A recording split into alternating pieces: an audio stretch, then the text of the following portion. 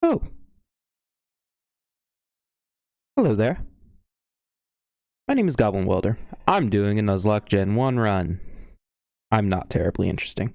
First, let's go through the rules. Any Pokemon that faints is considered dead and must be released. There will be no box saving Pokemon. They are dead. It is part of the grieving process. I must name all of my Pokemon. I may only catch the first Pokemon encountered in each area. If it faints or flees, there is no second chances. However, this restriction will not apply to Pokemon captured during static encounters like Snorlax in Gen 1 in this situation, the Red Gyarados in Gen 2, and so on. Nor do shiny Pokemon.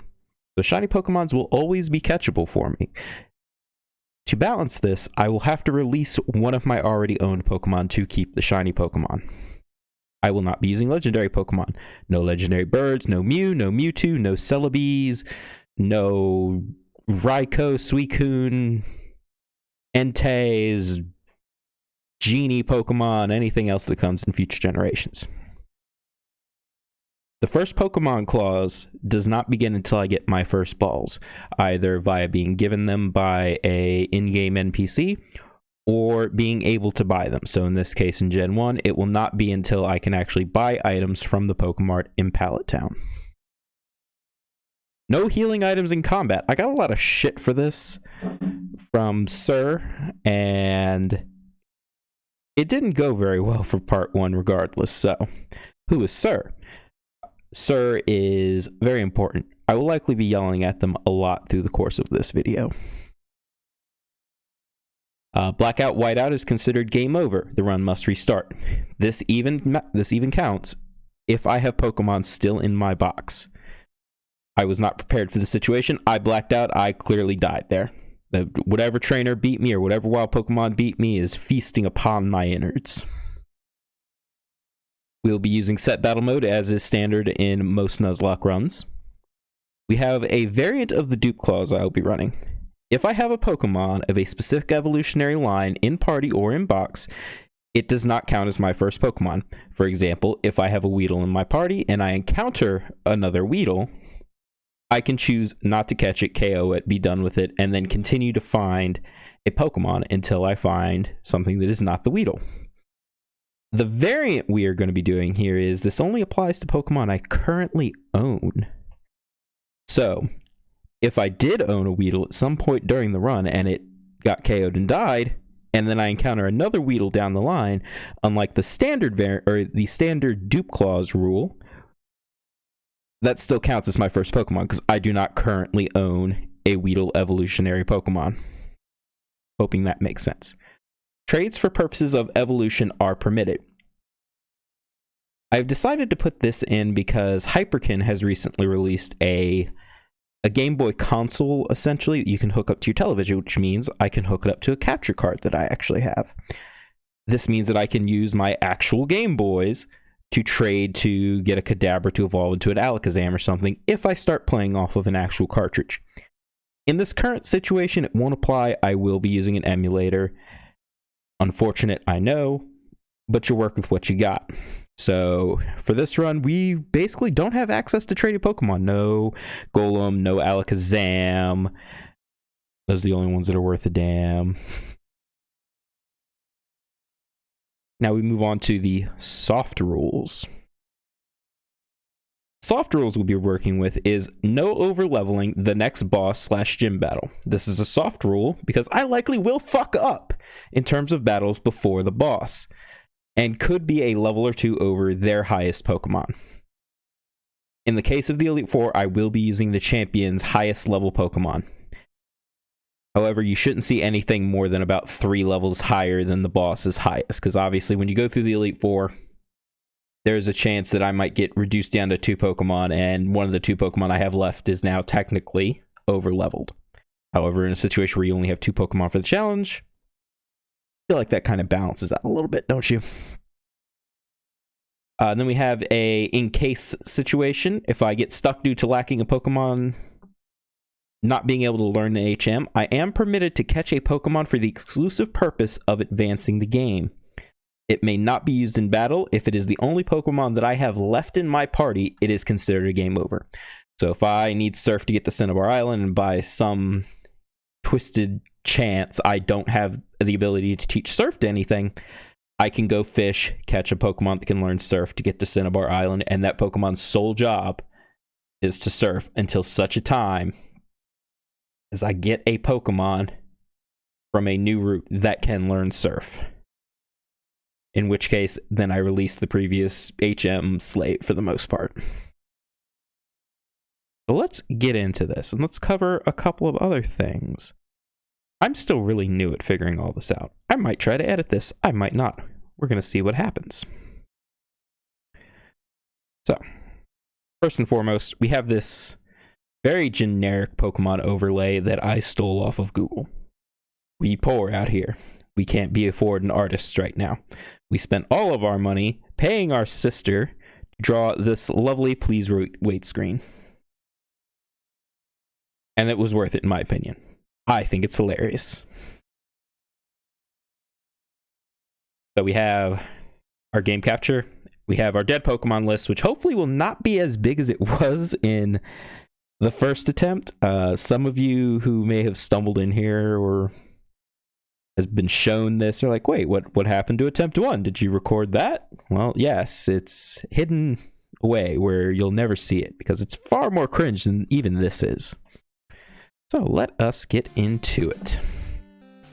I will, however, show you what we were working with initially. So the reason that attempt 1 is now in the can is we forgot to save. And it wasn't a small forget to save where we hadn't lost any Pokemon since our last save or we hadn't accomplished anything, so we'll just eat the bullet and replay through. No. We suffered a loss, and we had just finished Sabrina and Blaine. That is too much for me to go back and be like, oh no, it's fine, because we don't know how those battles are going to go, or if I will still lose the same Pokemon. So as per Sir's recommendation, we will be hitting the new game button.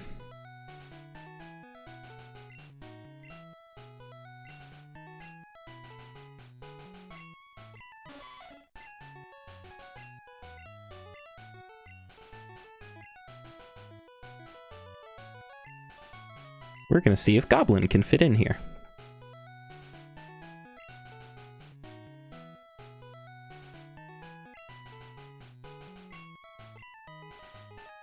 And it does. Fantastic. We're off to a great start already, guys.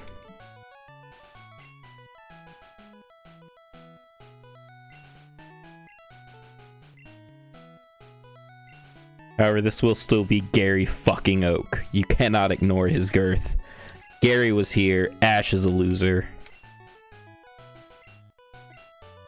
Gary among the greatest of Pokemon rivals. All the rivals now are really soft. They're all just like friends. You're like, we've been friends for so long. Let's just do our Pokemon battle and be real positive. Fuck Hop. We are gonna withdraw this potion here, where we cannot use healing items in battle or items in battle really at all. We will still be using them outside of combat, if nothing else, as an easy way to remain in the field and do grinding. Right, gotta go back to the grass. This Professor Oak apparently is just nowhere in this 3-building town until you step into the grass and fucking just try to kill yourself on these wild Pokemans. Came out of my mom's house. He was hiding in the closet. Which my mom's single. It's fine. You don't have to hide it. It's okay. She's an adult. She's allowed to have relationships, Professor. I understand. I'm 12.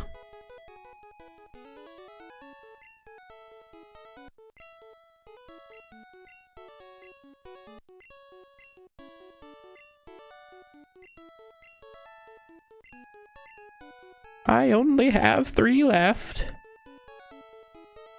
Oh, did you just release all the ones? Did you kill them, Professor? So now we have our first big decision, really the only decision in the game. For our first attempt, we ran with Charmander because Charmander is frankly the harder route to go with. You suck to the first 2 gyms you have to deal with, so they kind of a crunch point. And you're kind of for a lot of the rest of the game as far as the typed gyms. Except for Erica, you stomp Erica. I initially started with a poll to see who we should pick as our next starter. There was a tie. So we're going to go over to the Wheel of Destiny. The Wheel of Destiny. So we're going to give this big spin, and we're going to see what we get.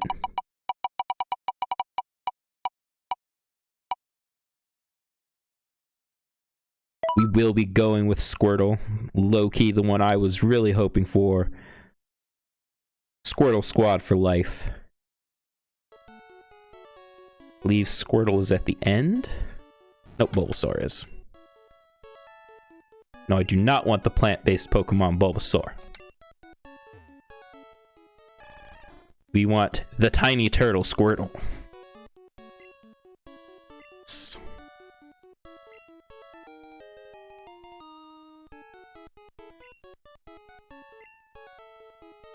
Now, for my first attempt, we went with professional wrestling names, and I would give little like 20-second things where I would talk about the wrestler, show you an action figure that I have of them.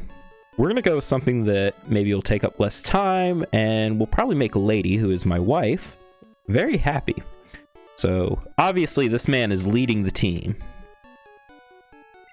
So he is the Emperor. Who is the Emperor? Julius Caesar?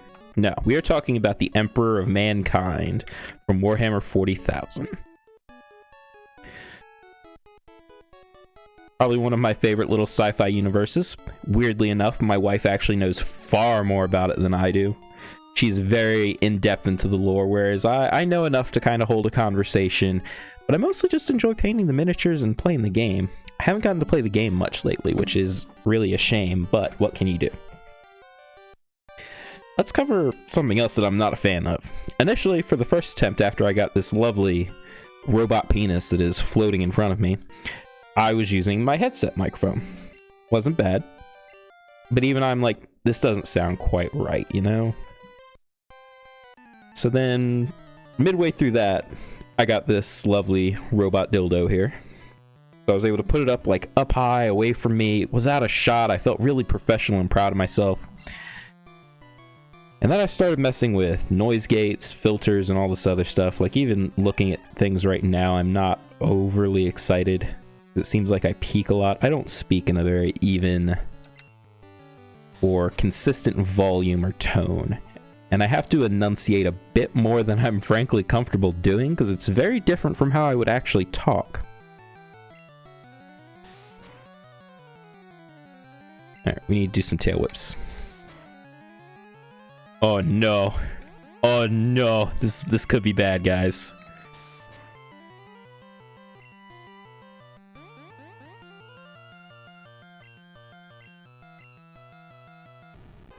Alright, that's good.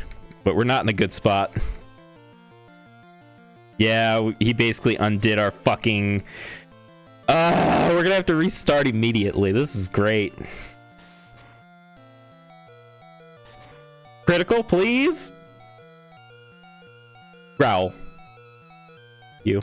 Thank you, dumb AI. Thank you, dumb AI. Thank you, dumb AI. Please kill. Please kill. Please kill.